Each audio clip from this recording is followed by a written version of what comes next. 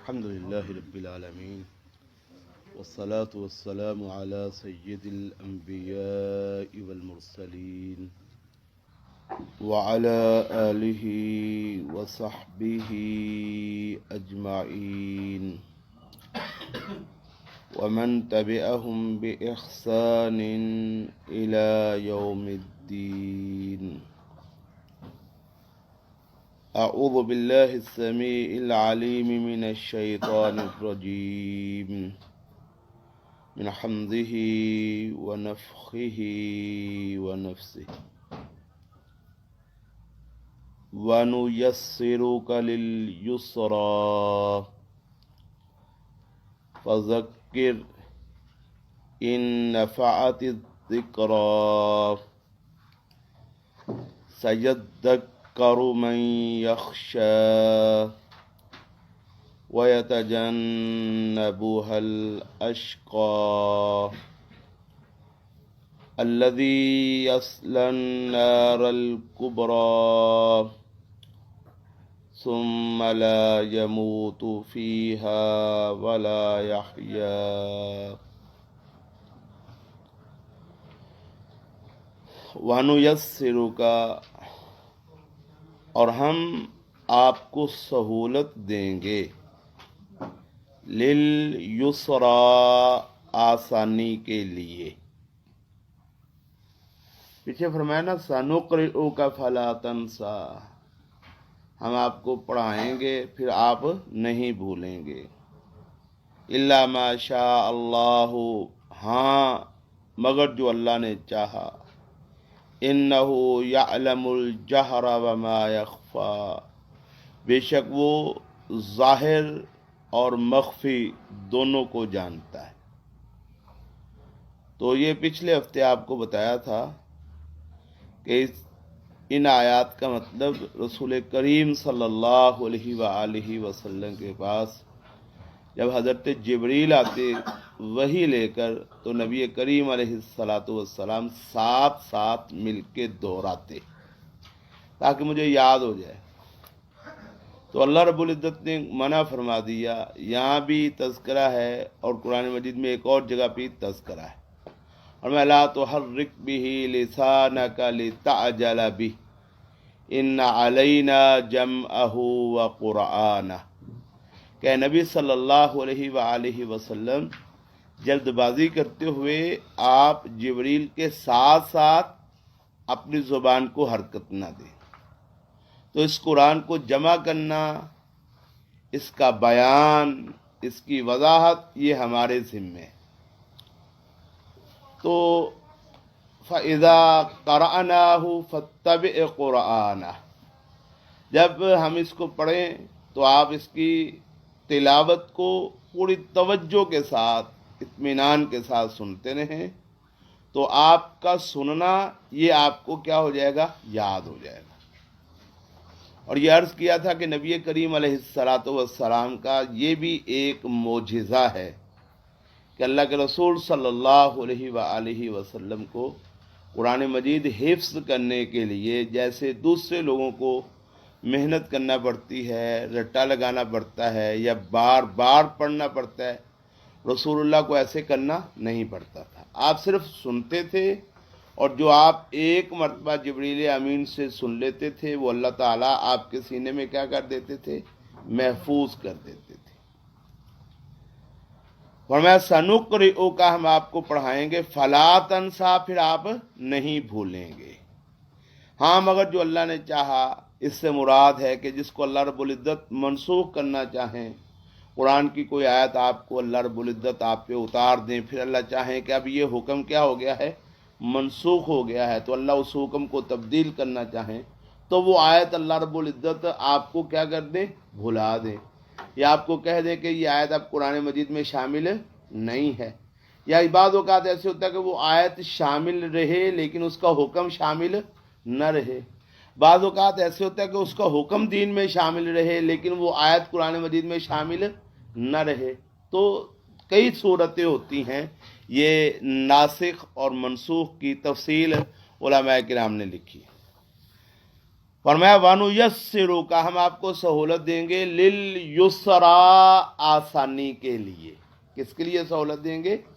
آسانی کے. تو لوگوں کے لیے حفظ کرنا مشکل ہوتا ہے، مشقت والا کام ہوتا ہے، ان کو بار بار کہنا پڑتا ہے، بار بار پڑھنا پڑتا ہے، بار بار دہرانا پڑتا ہے.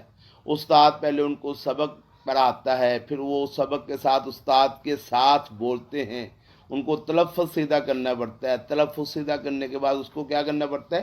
یاد کرنا پڑتا ہے. تو یہ تو مشکل ہے نا. تو آپ کو ہم کیا کریں گے؟ وَنُيَسِّرُ کا ہم آپ کو سہولت دیں گے. کس کام کے لیے؟ لِلْيُسْرَا آسانی کے لیے. ہم آپ کو آسانی کے لیے کیا کر دیں گے؟ سہولت دے دیں گے کہ آپ بس سنتے رہو، اور جو ہی وہی ختم ہوگی، جو آپ نے پورے دھیان کے ساتھ سن لیا، ہم وہ آپ کے سینے میں کیا کر دیں گے؟ محفوظ کر. یہ ہے آسانی کی سہولت. اچھا یہ بھی ہے، اصل مراد تو اس سے یہی ہے کہ قرآن مجید آپ کو کیا ہو جائے گا؟ آسانی کے ساتھ یاد ہو جائے گا. تو اس سے یہ بھی کہا جا سکتا ہے کہ آئندہ زندگی میں نبی کریم علیہ الصلاۃ والسلام کو اللہ رب العزت کیا دے رہے ہیں؟ خوشخبری دے رہے ہیں کہ آپ کی زندگی میں اللہ کیا کریں گے؟ آسانیاں کرتے چلے جائیں گے. تو شروع میں جب اللہ کے رسول صلی اللہ علیہ وسلم نے اسلام کی دعوت دی تھا تو بہت مشکل تھا نا معاملہ، حالات بڑے مشکل تھے، کافروں کا مقابلہ تھا، تکلیفیں بڑی انتہا کی شدید تھی. تو فرمایا وَنُيَسِّرُ کا اب آپ کو سہولت دیں گے لِلْيُسْرَا کس کے لیے؟ آسانی کے لیے. آپ کا ہر آنے والا دن جو ہے وہ کیا ہوتا چلا جائے گا؟ بہتر، آسان اور کامیابی کا زینہ بنتا چلے گا. سورۃ الضحیٰ میں بھی یہی فرمایا ہے. کیا فرمایا؟ وَالضُّحَىٰ وَاللَّيْلِ إِذَا سَجَىٰ مَا وَدَّعَكَ رَبُّكَ وَمَا قَلَىٰ وَلَلْآخِرَةُ خَيْرٌ لَكَ مِنَ الْأُولَىٰ. وَلَلْآخِرَةُ بعد میں آنے والی چیز، خَيْرٌ لَكَ مِنَ الْأُولَىٰ آپ جو پہلے گزر گئی اس سے کیا ہوگی؟ آپ کے لیے بہتر ہوگی. آپ کا ہر آنے والا دن ہر گزرے ہوئے دن سے کیا ہوتا چلا جائے گا؟ بہتر اور سہولت والا ہوتا چلا جائے. فذکر تو آپ نصیحت کریں. ان اگر نفعت فائدہ دے، الذکرا نصیحت. فذکر تو آپ کیا کریں؟ لوگوں کو آپ کو اب اس پہ وقت لگانے کی، محنت کرنے کی، مشقت کرنے کی اور ٹینشن لینے کی ضرورت نہیں کہ مجھے قرآن کیسے یاد ہوگا. یہ آپ کا کام نہیں ہے، یہ ہم آسان کر دیں گے. تو آپ کا کام کیا ہے؟ فذکر آپ کیا کریں؟ جو کام آپ نے قرآن مجید کو یاد کرنے پہ لگانا ہے وقت، وہ آپ کس پہ لگا دیں؟ ذکر لوگوں کو نصیحت کرنے پہ لگا. فذکر تو آپ نصیحت کریں. ان اگر نفعت فائدہ دے، نفع ینفع فائدہ دے، الذکرا نصیحت. اگر نصیحت فائدہ دے تو آپ کیا کرتے رہیں؟ نصیحت کرتے رہیں. تو اگر نصیحت فائدہ نہ دے تو پھر نصیحت نہ کریں. بعض لوگ اس سے یہ مراد لیتے ہیں، کچھ علماء، ان تو شرطی ہے نا کہ اگر نصیحت فائدہ دے تو آپ نصیحت کرتے رہیں. تو بعض کہتے ہیں اس کا مطلب ہے کہ اگر فائدہ نہ دے تو پھر نصیحت نہیں کرنی چاہیے. تو اب یہ بعض لوگوں کا نظریہ ہے. ہم بھی یہ کہتے ہیں یار اس بندے میں بڑا سمجھایا ہے، سمجھدا نہیں ہوں تا کوئی اور علاج کرنا بنا. کہتے ہیں نا وہ 2-4 مرتبہ کہتے ہیں نہیں یار بندے کا پتر نہیں سمجھ دینی گا، اندہ ہونا حل مینوں کوئی اور کڈنا پینا ہے. وہ کی حل تمہیں پتہ ہی ہے. تو پھر کیا نصیحت نہیں کرنی چاہیے؟ چھوڑ دینی چاہیے. تو جو لوگ اس سے یہ مراد لیتے ہیں نا وہ ان کی سوچ غلط ہے. اچھا بھائی یہ فیصلہ میں نے کرنا ہے کہ اس کو نصیحت فائدہ نہیں دے گی، کیا خیال ہے؟ یہ فیصلہ کون کرے گا کہ ہم یہ فائنل کر لیں، طے کر لیں کہ اس بندے کو نصیحت کا کوئی فائدہ نہیں ہے؟ یہ کون طے کرے گا؟ میں کروں گا؟ یہ تو فیصلہ کس کا ہے؟ کیونکہ غیب کی خبر کس کے پاس ہے؟ اللہ کے پاس. بڑے بڑے لوگوں کو نصیحت فائدہ دے دیتی ہے. اور بعض اوقات بندے کو بڑا ہی پل ہمارا سو نیک ہوتا ہے، بندہ سمجھتا ہے یار بندہ بڑا چنگا ہے، شاید ضرور مان جائے گا، نہیں مانتا. ہوتا ہے ایسے کہ نہیں ہوتا؟ تو اس کا مطلب ہمارا اندازہ جو ہے وہ فائنل اور قطعی نہیں ہوتا. فائنل اور قطعی فیصلہ کس کا ہے؟ اللہ کا.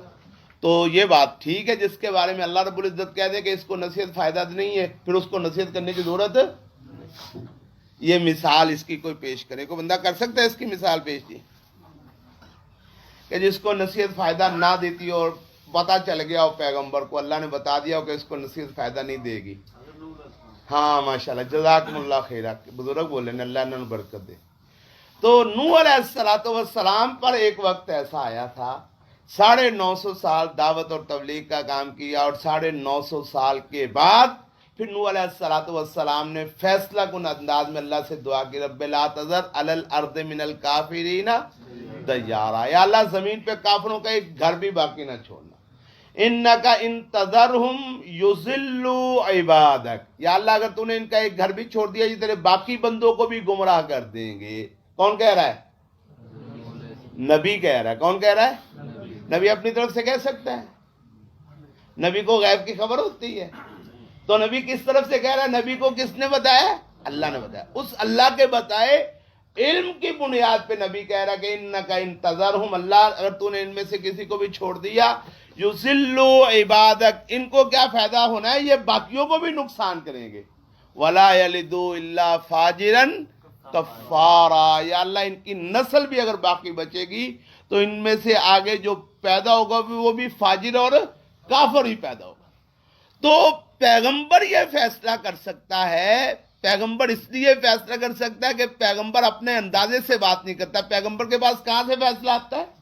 اللہ کی طرف سے وہی آتی ہے کہ اس کو نصیحت فائدہ نہیں دی۔ اچھا، پیغمبر تو فیصلہ کر سکتا ہے اللہ کی وحی کے ساتھ کہ اس بندے کو نصیحت نے فائدہ دینا نہیں، اور پھر جب یہ اس مرحلے پہ پہنچ جائے پیغمبر تو پھر اس کو حق حاصل ہے کہ وہ نصیحت کرنا کیا کر دے؟ چھوڑ دے۔ جیسے نوح علیہ السلام نے 950 سال تبلیغ کرنے کے بعد پھر کیا کیا کہ یا اللہ ان پہ عذاب بھیج دے، اب نصیحت ان کو فائدہ نہیں دے گی۔ تو یہ مرحلہ ہے، لیکن یہ حق حاصل ہے آپ کو اور مجھے حق حاصل نہیں ہے، کیونکہ میرے اور آپ کے پاس نہ وحی آتی ہے نہ ہمیں غیب کا علم۔ یہ حق حاصل ہے صرف پیغمبر کے پاس، پیغمبر کے پاس وحی آتی ہے، اللہ اس کو غیب کی خبر بتاتا ہے، اور پھر اس کی بنیاد پہ پیغمبر کیا کرتا ہے؟ فیصلہ کرتا ہے۔ فذکر، آپ نصیحت کریں، ان نفعت الذکریٰ، اگر نصیحت کرنا کیا دے؟ فائدہ دے۔ تو اگر نصیحت فائدہ نہیں دیتی، آپ کو پتا چل جائے، اللہ بتا دے کہ اس بندے کو نصیحت فائدہ نہیں دے گی، تو چلو پھر ٹھیک ہے، لیکن آخر وقت تک، جب تک آپ کو امید ہے کہ نصیحت سے فائدہ ہوگا، اس وقت تک نصیحت کیا کرتے رہیں، چھوڑے نہیں۔ ایک جواب اس کا یہ، سمجھ آئیے بات کی۔ دوسرا جواب اس کا یہ ہے کہ ضروری تو نہیں کہ نصیحت ہر بندوں کو فائدہ کرے۔ آپ ہمارے یہاں پہ بیٹھے ماشاءاللہ 50 60 یا 70 آدمی بیٹھتے ہیں، ہر بندے کا پوائنٹ آف ویو دوسرے سے مختلف ہوتا کہ نہیں ہوتا؟ ہر بندے کا بات سمجھنے کا پیمانہ مختلف ہوتا ہے، ہر بندے کا بات کو حاصل کرنے کا معیار مختلف ہوتا ہے، جیسے ہر انگلی برابر نہیں ہوتی، ایسے ہر بندے کی سوچ، اس کی فکر، اس کا ذہن وہ دوسرے کے برابر نہیں ہوتا۔ ایک کو فائدہ دے گی، دوسرے کو کم دے گی، تیسرے کو زیادہ دے گی، چوتھے کو اس سے کیا کرے گی؟ کم دے گی، پانچویں کو بالکل فائدہ نہیں دے گی۔ تو کیا مطلب آپ نصیحت چھوڑ دیں؟ اچھا، ایک کو اگر فائدہ نہیں دے رہی تو کسی اور کو تو فائدہ مل رہا ہے نا۔ اچھا، کسی کو بھی فائدہ نہیں دے رہی تو جو کرنے والا ہے اس کو فائدہ ہوتا ہے کہ نہیں ہوتا؟ کیا خیال ہے میرا؟ کرنے والے کو نصیحت کرنے کا فائدہ ہوتا ہے کہ نہیں ہوتا؟ اس کو خود ہوتا ہے فائدہ۔ اس کو کیا فائدہ ہوتا ہے بھلا؟ اس کو فائدہ یہ ہوتا ہے کہ اس کو احساس ہوتا ہے کہ میں ان کو کہہ رہا ہوں، خود اپنے آپ کو ٹھیک کیوں نہیں کر رہا ہے، یہ بھی فائدہ ہوتا ہے۔ اچھا، ایک فائدہ یہ ہوتا ہے کہ اس کو احساس نہ بھی ہو تو نصیحت کرنے پر اس کے کھاتے میں اللہ کو نیکی لکھتا ہے کہ نہیں لکھتا؟ اس کے کھاتے میں کیا لکھی جا رہی ہوتی ہے؟ فذکر، تو آپ نصیحت کریں، ان نفعت الذکریٰ، اگر نصیحت کرنا کیا دے؟ فائدہ دے، کسی کو بھی فائدہ دے، کسی ایک کو بھی آپ کی نصیحت سے فائدہ ہو جائے تو پھر بھی آپ نے نصیحت کرنی بند کرنی نہیں ہے۔ کبھی بھی کسی کو تھوڑا بہت بھی فائدہ ہو جائے، نہ بھی کسی کو فائدہ ہو، آپ کو خود بھی فائدہ ہو جائے، فذکر، تو پھر بھی آپ نے کیا کرتے رہنا ہے؟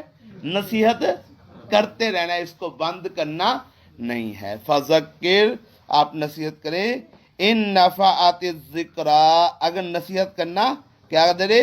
فائدہ دے۔ اور تیسری بات ہے کہ نصیحت کرنے دو پہلے ترجمہ بتایا نا۔ ایک تو یہ ہے کہ نصیحت کریں، کیونکہ آپ کو یہ تو پتہ ہی نہیں ہے کہ نصیحت اس کو فائدہ دے گی کہ نہیں دے گی، یہ پیدا اللہ کو پتہ ہے، تو آپ کرتے رہیں اس امکان پر کہ ہو سکتا ہے اس کو کیا ہو جائے، فائدہ ہو جائے۔ دوسرا یہ ہے کہ کسی ایک بندے کو بھی فائدے کی امید ہو تو باقیوں کو بھی نصیحت کرنا چھوڑے نہیں، مسلسل ان باقیوں کو بھی نصیحت کرتے رہیں تاکہ ان کو نصیحت کا فائدہ دے۔ تو پھر آگے کیا ہے؟ سیذکروا، آپ نصیحت کریں گے، سیذکروا، ان قریب اس سے فائدہ حاصل کرے گا، نصیحت حاصل کرے گا، من، جو شخص، یخشا، ڈر گیا، جو اللہ سے ڈر جائے گا وہ کیا کر لے گا؟ فائدہ حاصل، اس کو نصیحت کا کیا ہو جائے گا؟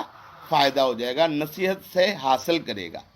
وَيَتَجَنَّبُ، اور اجتناب کرے گا۔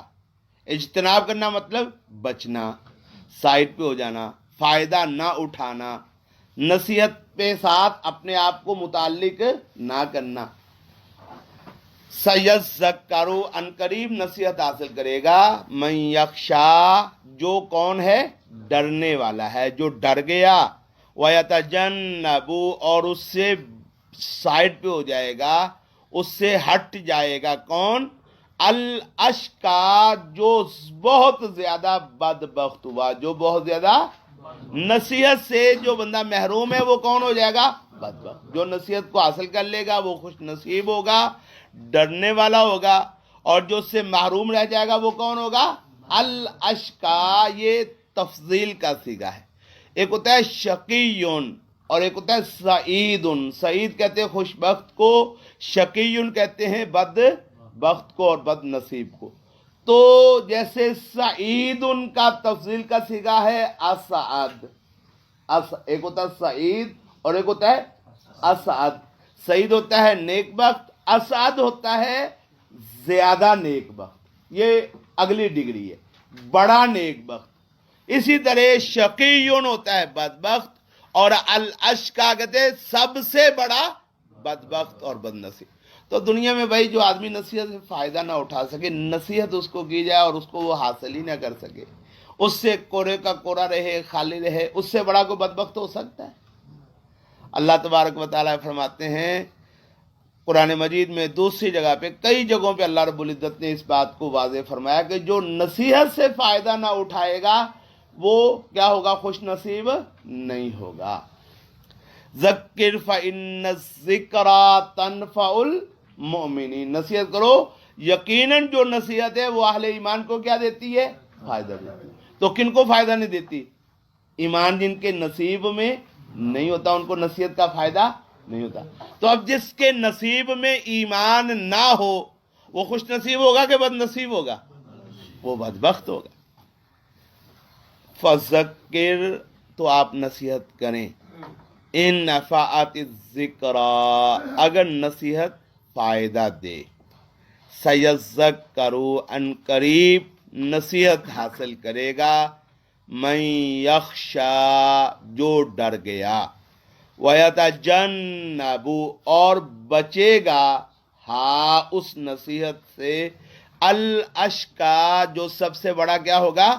بدبخت اور بد نصیب ہوگا، ویتجنبها الاشقا، اور اس سے بچ جائے گا، اس سے کنارہ کشی کرے گا، اس سے منہ موڑے گا، الاشقا، جو سب سے بڑا بدبخت ہے۔ اور جس کو نصیحت سے حاصل ہی نہیں کرے گا، منہ موڑ لے گا، کنارہ کشی کر لے گا، بچ جائے گا، اجتناب کرے گا نصیحت سے، وہ ہوگا کون؟ الذی، وہ یصلی النار الکبریٰ، جو داخل ہوگا النار الکبریٰ، بہت بڑی آگ میں، الکبریٰ، سب سے بڑی آگ۔ ایک ہوتا ہے کبیر، ایک ہوتی ہے اکبر، اور ایک ہوتی ہے کبریٰ۔ انگریزی میں نہیں ہوتی گڈ، بیٹر اور بیسٹ، ڈگری ہوتی مختلف۔ تو ایک ہوتی ہے کبیر، بڑی، اکبر، بہت بڑی، اور کبرا بہت ہی بڑی، سب سے بڑی، الذی وہ جو یصلا داخل ہوگا النار الکبریٰ سب سے بڑی آگ میں. تو سب سے بڑی آگ کون سی ہے؟ جہنم کی آگ. دنیا میں یہ جو ہمارے سامنے آگ ہے یہ بالکل معمولی آگ ہے، لیکن ہم تو اس کے سامنے بھی بیٹھنا ممکن نہیں. حالانکہ سردی پھر بھی جو بندہ پاس بیٹھا ہوتا ہے وہ تھوڑی دیر بعد کیا ہو جاتا ہے؟ پریشان ہو جاتا ہے، اس کو منہ پھیر دیتا ہے. اچھا یہ جو آگ ہے جو ہم گھروں میں جلاتے ہیں، اس کی دیا سلائی سب سے چھوٹی ہوتی ہے نا. آگ کا سب سے چھوٹا یونٹ کیا ہوتا ہے؟ دیا سلائی کا. اس کو جلا کے اس کے اوپر ہاتھ رکھو، برداشت کر سکتا ہے بندہ؟ وہ بہت چھوٹی آگ ہے. اچھا دنیا میں آپ نے بھی دیکھی ہوگی، میں نے بھی دیکھی ہے کہ آگ ایسی بھی ہوتی ہے کہ جو پتھر کو کیا کرتی ہے؟ پگھلا دیتی ہے. کبھی کسی نے دیکھی ہے؟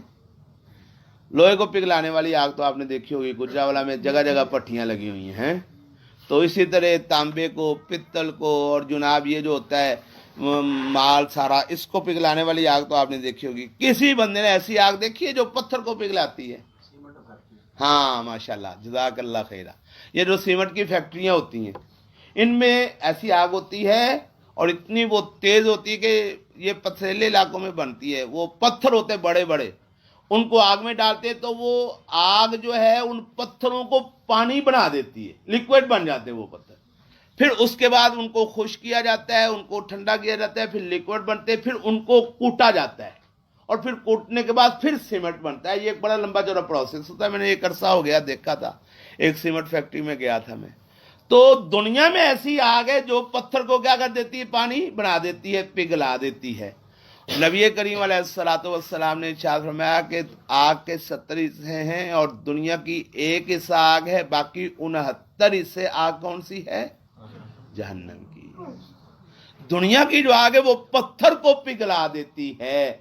تو جو آگ اس سے 69 گنا زیادہ تیز ہوگی وہ کیسی ہوگی؟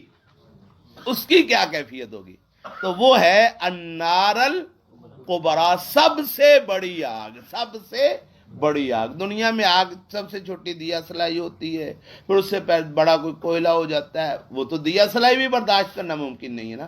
کوئلہ ہو جاتا ہے، پھر جناب چولہے کی آگ ہوتی ہے، پھر بڑھتی جاتی ہے، بڑھتی جاتی ہے، بڑھتی جاتی ہے، حتیٰ کہ پتھروں کو پگھلانے والی آگ. اور یہ جو پتھروں کو پگھلانے والی آگ ہے دنیا میں سب سے ہائی فارنہائٹ نہیں ہوتا، اس سے بھی زیادہ آگ دنیا میں ممکن ہے، ہوتی ہے. پتھر کو پگھلانے والی آگ سے بھی تیز آگ دنیا میں ممکن ہے، ہوتی ہے. اور 69 گنا زیادہ اس سے بھی تیز وہ کون سی آگ ہے؟ جہنم کی. وہ ہے سَيَذَّكَّرُ مَن يَخْشَىٰ، عنقریب نصیحت حاصل کرے گا جو ڈر گیا. وَيَتَجَنَّبُ، اور کنارہ کرے گا، ہاں اس سے، اس نصیحت سے کنارہ کرے گا، اجتناب کرے گا، بچے گا، الاشقا، جو سب سے بڑا کیا ہوگا؟ بدبخت ہوگا. کتنا بڑا بدبخت ہوگا کہ الذی، وہ جو یصلی النار الکبریٰ داخل ہوگا سب سے بڑی آگ میں.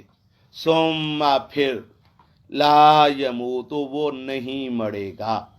تو سب سے بڑی آگ میں داخل ہونے والے بندے کے لیے سب سے بڑی مصیبت یہ ہوگی کہ وہ اس میں مرے گا بھی نہیں. اور نہ مر جائے تو کام کیا ہو جاتا ہے؟ ختم ہو جاتا ہے. جلنے والا بندہ جل گیا، جلنے کے بعد اس کو فوراً مر گیا، ایک آدھ دن میں مر گیا، تو لوگ کہتے ہیں یار بڑی تکلیف سی، کیا بن گئی؟ اب اس کو نجات مل گئی. تکلیف سے کیا مل گئی؟ نجات مل گئی. اور جو جلنے کے بعد مرے نہیں، پھر اس کی کیفیت کیا ہوتی ہے آپ لوگ اچھی طرح جانتے ہیں. وہ بیچارے کے تڑپنا، اس کی جلن، اس کی تکلیف، اس کی کیفیت. ڈاکٹر مسلسل اس کو بے ہوش رکھتے ہیں، مسلسل اس کی ہوش کم کرتے تاکہ اس کی تکلیف کم ہو جائے. ایسے ہی ہوتا ہے نا دنیا میں. تو اس کی وہ جو تکلیف ہے وہ تکلیف بہت زیادہ ہو جاتی ہے. کب؟ جب آگ لگنے کے بعد مرے نہ. مر گیا تو جان چھوٹ گئی. الذی، وہ جو یصلی النار الکبریٰ داخل ہوگا سب سے بڑی آگ میں. ثم، پھر، لا یموت، نہیں مرے گا وہ، فیہا، اس میں، ولا یحییٰ. اچھا وہ یہ نہ سمجھے کہ موت نہیں آئے گی تو زندگی ملے گی. زندگی بھی نہیں ہوگی. وہ زندگی بھی، اچھا اس کو زندگی کہتے ہیں. بندہ جلا ہوا ہو، ڈاکٹر کہیں 70% جلا ہوا ہے، 80% جلا ہوا ہے، 90% جلا ہوا ہے، اور 100 چل دینے، تو وہ زندگی ہوتی ہے؟ اللہ کہتا ہے زندگی بھی نہیں ہے. ثم لا یموت، پھر نہیں مرے، نہ تو مرے گا کہ جان چھوٹ جائے، اور نہ زندگی ہوگی کہ جس کو کہا جاتا ہے کہ یہ جی رہا ہے. وہ جی نہیں رہا ہوتا، زندگی نہیں ہوتی. او مریا نالوں بھی پیدا ہوتا ہے، مرے ہوئے سے بھی کیا ہوتا ہے. ثم لا یموت، پھر وہ نہیں مرے گا اس میں، فیہا وہاں پہ، ولا یحیا اور زندگی بھی نہیں ہوگی، نہ وہ زندہ نہ مرا ہوگا. اچھا یہ تو ہے بدبخت. کون ہے یہ بدبخت؟ میں نے آپ کو شروع میں یہ بات بتائی تھی کہ قرآن مجید کا اسلوب ہے جہاں پہ اللہ رب العزت تذکرہ کرتے ہیں بدبخت لوگوں کا، ساتھ ہی اللہ نیک بختوں کا تذکرہ بھی کر دیتا ہے. جنت کے تذکرے کے ساتھ ساتھ جہنم کا ذکر بھی کر دیتا ہے، تاکہ کوئی بہت زیادہ امیدیں وابستہ کر کے اللہ رب العزت کے غضب سے لاپرواہ نہ ہو جائے. اور جہنم کے تذکرے کے ساتھ ساتھ جنت کا تذکرہ بھی اللہ کر دیتا ہے، تاکہ کوئی بہت زیادہ مایوس ہو کے عمل ہی نہ چھوڑ دے. تو دونوں تذکرے کر کے ہیں. اٹھاؤ بھائی اٹھاؤ. تو اللہ رب العزت دونوں تذکرے کرتے ہیں. تو یہاں پہ آگ کا تذکرہ کیا نا، آگ کا تذکرہ بڑا خوفناک ہے. یصلن نار الکبریٰ، سب سے بڑی آگ. پھر اتنا خوفناک تذکرہ ہے کہ لا یموت فیہا ولا یحیا، نہ زندگی ہے نہ موت ہے. تو ساتھ ہی اللہ رب العزت نے بتا دیا کہ بچاؤ کی صورت ہے، مایوسی نہیں ہے. قد افلح، یقیناً کامیاب ہو گیا، من تزکا، وہ شخص جو پاک ہو گیا. زکا یزکی تزکیتاً، پاکیزگی کو کہتے ہیں، پاک کرنے کو کہتے ہیں. قد افلح، یقیناً کامیاب ہو گیا، من وہ شخص جو تزکا کیا ہو گیا، پاک ہو گیا. دوسری جگہ اللہ فرماتے ہیں قد افلح من زکاہا، کامیاب ہو گیا وہ شخص جس نے اپنے نفس کو کیا کر لیا، پاک کر لیا. وقد خواب من دساہا، اور نقصان اٹھایا اس بندے نے، ناکام و نامراد ہو گیا، من دساہا، جس نے اپنے نفس کو کیا کر لیا، ناپاک اور گندا کر لیا. یہاں فرمایا قد افلح، یقیناً کامیاب ہو گیا.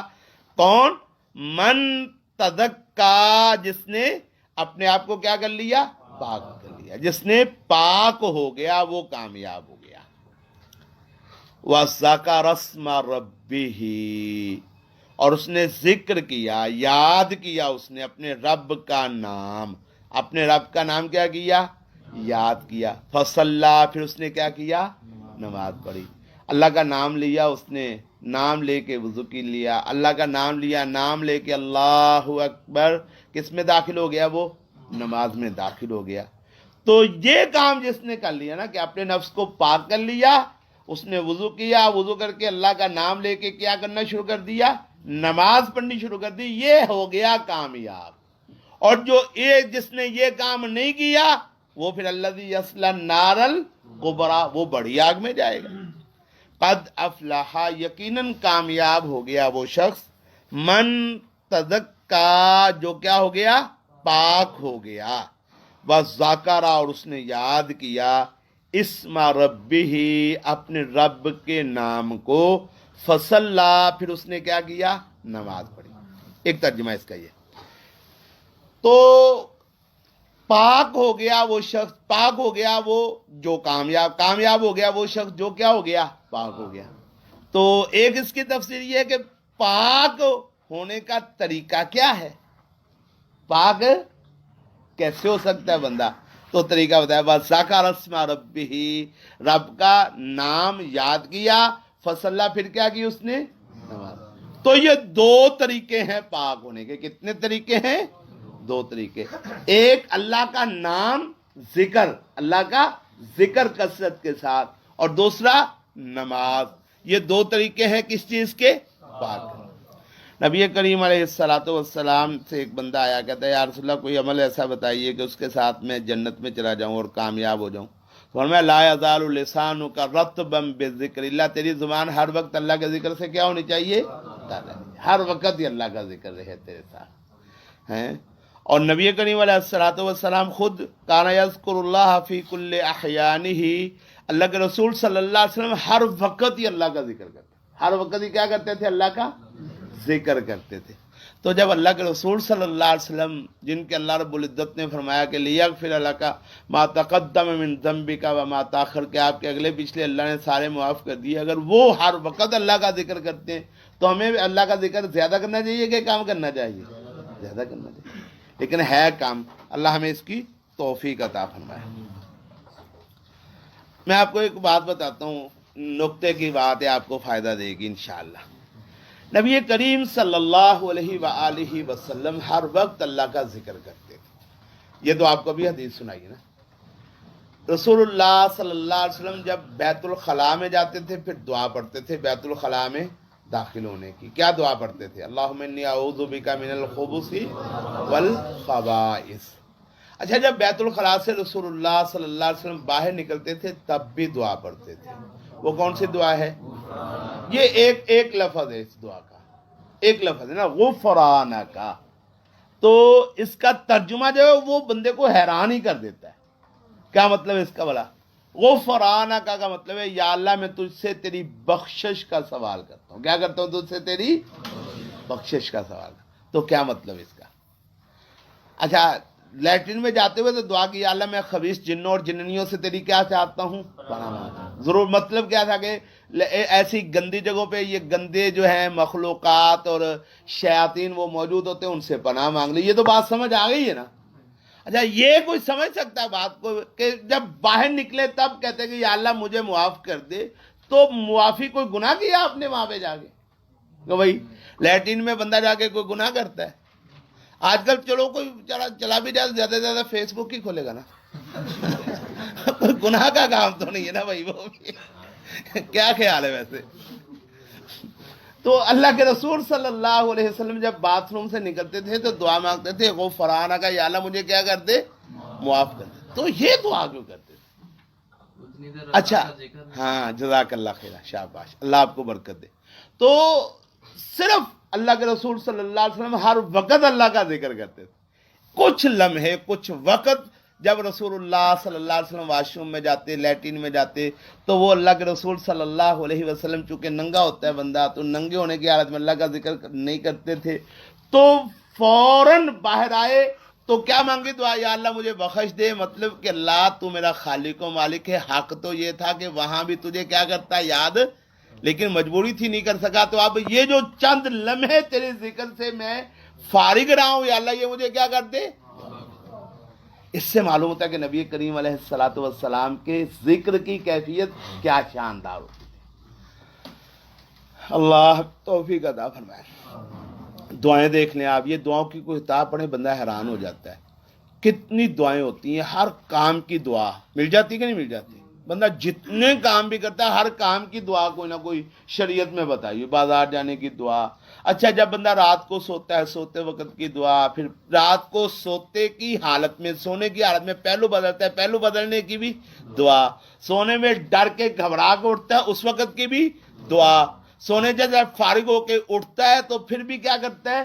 دعا کرتا ہے، پھر وضو کرتا ہے، پھر واش روم جاتا ہے، واش روم سے نکلتا ہے، پھر نماز کے لیے کھڑا ہوتا ہے، پھر گھر سے نکلتا ہے، پھر ناشتہ کرتا ہے، پھر ناشتے کے بعد پھر کپڑے بدلتا ہے، کپڑے پہننے کی دعا، اتارنے کی دعا، ہر چیز کی دعا ہے، ذکر ہے۔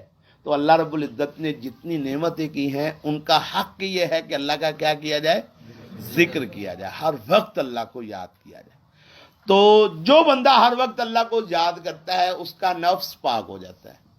کیا نفس ہو جاتا ہے؟ اس کا پاک ہو جاتا ہے۔ تو جو ہر وقت ذکر نہیں کرتا پھر اس کا نفس کیا ہو جاتا ہے؟ وہ آہستہ آہستہ گندا ہو جاتا ہے۔ عادت ہوتی ہے نا بندے کی، جو عادت بن جائے گی پھر وہ نفس پہ اس عادت کے کیا ہوتے ہیں؟ اثرات ہوتے ہیں، حتیٰ کہ موت کے وقت وہ اثرات نظر آتے ہیں۔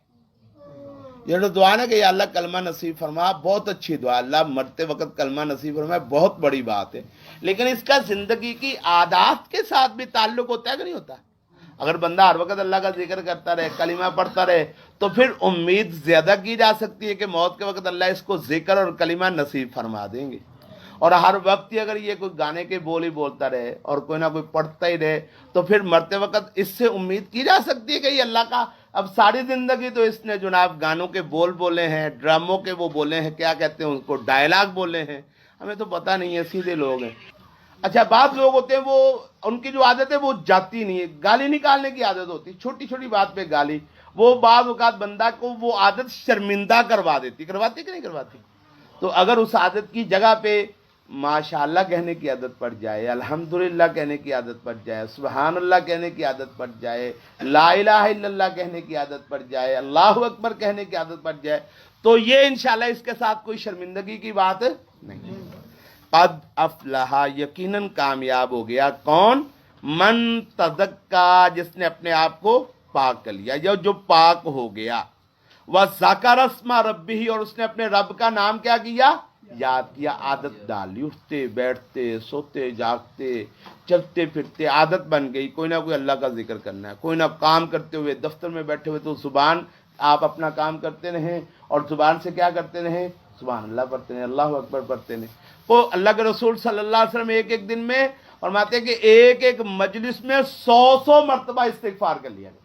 ایک مجلس میں رسول اللہ صلی اللہ علیہ وسلم اٹھنے سے پہلے کتنی مرتبہ استغفار کر لیتے؟ بعض اوقات 100 مرتبہ سے زیادہ استغفار رسول اللہ اتنا کر لیتے، تو ہمیں تو بھائی اس سے کم کی ضرورت ہے کہ زیادہ کی ضرورت ہے؟ تو زیادہ کی ضرورت ہے۔ تو دل کو پاک کرنے کا ایک طریقہ، ہمارے ہاں یہ دنیا میں کہتے ہیں کہ یار بندہ بڑا چنگا ہے، زبان کا تیز ہے، زبان کا خطرناک ہے، لیکن دل سے بڑا صاف ستھرا، دل دا چنگا ہے، زبان دا تیز ہے۔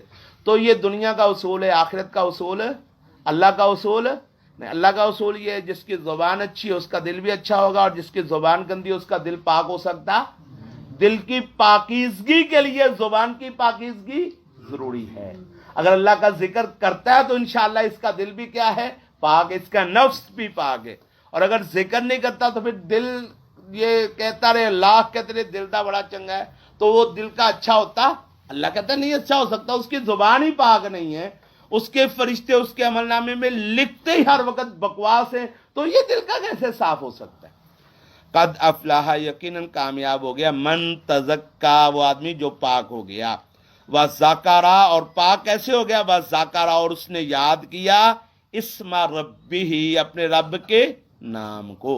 تو دل کی پاکیزگی کے لیے ایک نسخہ یہ ہے کہ اللہ کا نام ہر وقت ذکر کرتا رہے، اور دوسرا نسخہ ہے فصلا، پھر اس نے کیا کی؟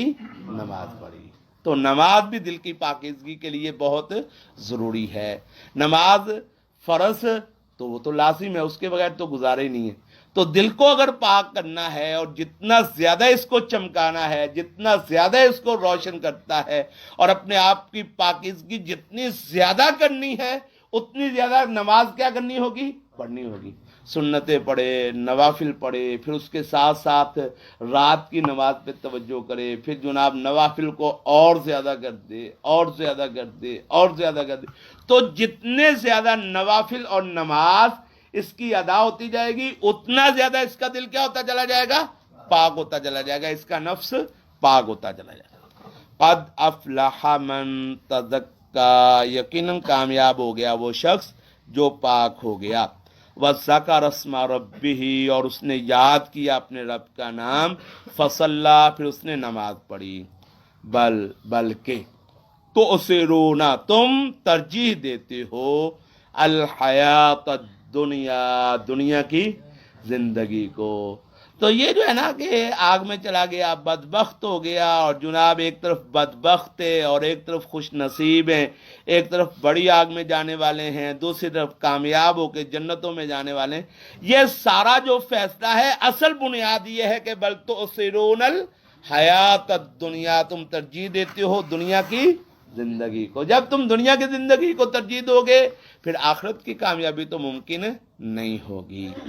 بل تؤثرون، بلکہ تم ترجیح دیتے ہو، تم اختیار کرتے ہو، الحیات الدنیا، دنیاوی زندگی کو، والآخرۃ، حالانکہ اس حال میں کہ آخرت خیرون، بہت بہتر ہے، وابقا، اور زیادہ باقی رہنے والی ہے۔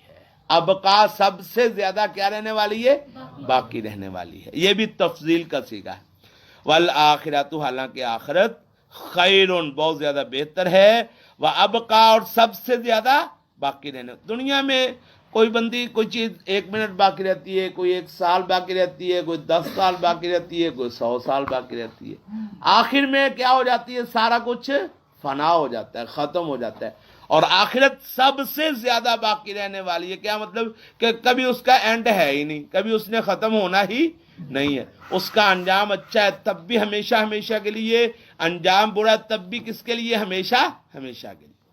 بل تؤثرون، بلکہ تم ترجیح دیتے ہو الحیات الدنیا، دنیا کی زندگی کو، والآخرت، اور حالانکہ آخرت خیرون، وہ کہیں بہتر ہے، زیادہ بہتر ہے، وابقا، اور باقی رہنے والی ہے، زیادہ باقی رہنے والی ہے۔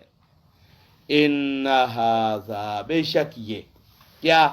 نصیحت۔ یہ کیا؟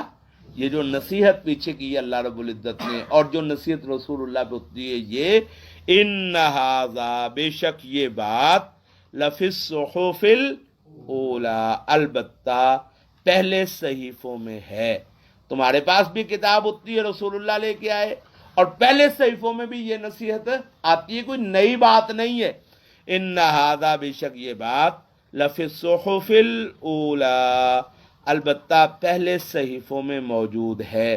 کون سے صحیفوں میں؟ صحف ابراہیم و موسیٰ، ابراہیم اور موسیٰ علیہ السلام کے صحیفوں میں۔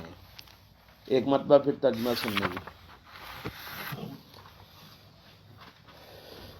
وَنُيَسِّرُكَ، اور ہم سہولت دیں گے آپ کو، لِلْيُسْرَىٰ، آسان راستے کے لیے،